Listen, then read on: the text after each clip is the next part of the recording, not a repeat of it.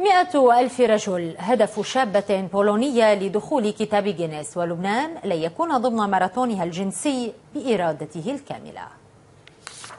لولا تدخل العناية الأمنية لشهد طريق مطار بيروت الدولي ماراثونا ذكوريا في انتظار ماراثون من نوع آخر. فالبولونية أنيا ليوسكا قررت أن تدخل كتاب جينيس للأرقام القياسية بفكرة لا تقدم ولا تؤخر في الكتاب، وجل ما تفعله أنها تبقي أنيا مشغولة 24 ساعة على 24. فمن ضمن جولتها الماراثونية قررت أنيا أن تجوب العالم كله وتمارس الجنس مع 100,000 رجل بناء على مواعيد سابقة، وهي تقرر على زوجها. هذه الفتاة البالغة من العمر 21 عاما تقول في موقعها الإلكتروني أنها تعرف ما تريد، وهي تريدك أنت يا عزيزها الرجل. وتقول إنها استنادا إلى خبرتها ستزور في أواخر كل أسبوع مدينة مختلفة في بولونيا، حيث ستكون في غرفة فندق وستلتقي وحدها كل رجل يرغب في الانضمام إليها حتى يتمكنا من ممارسة الجنس براحة.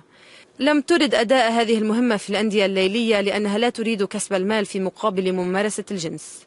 جولتها العالمية التي استهلتها قبل مدة حاولت فيها الحصول على تأشيرة لدخول الأردن والسعودية وتونس واليمن، لكن هذه البلدان رفضت. مصر أيضا رفضت، حيث رغبت في زيارتها لفحولة الرجال بحسب تعبيرها. أما العراق محطتها الأخيرة قبل لبنان فبقيت فيها نحو 5 أيام، أما لبنان فنأى بنفسه عنها. مصادر في الأمن العام أكدت للجديد أنها لم تطلب دخول لبنان، ولكنها في حال طلبت فإنه لن يمنحها تأشيرة. وكانت منظمات مدنية ودينية عدة قد طالبت السلطات اللبنانية بعدم السماح لآنيا بدخول الأراضي اللبنانية. حسابات يسيرة تشير إلى أنها لتكسر الرقم القياسي تحتاج إلى 3 سنوات و300 يوم من ممارسة الجنس المتواصل، عمل غير مسبوق من أجل دخول كتاب جينيس من باب الجنس. ومهما كانت الغاية فإنها لا تبرر أبدا الوسيلة، وإن كانت من هواة المرح واللهو يا لها من هواية أن تدخل كتاب جينيس بممارسة البغاء بما هو أسوأ منه.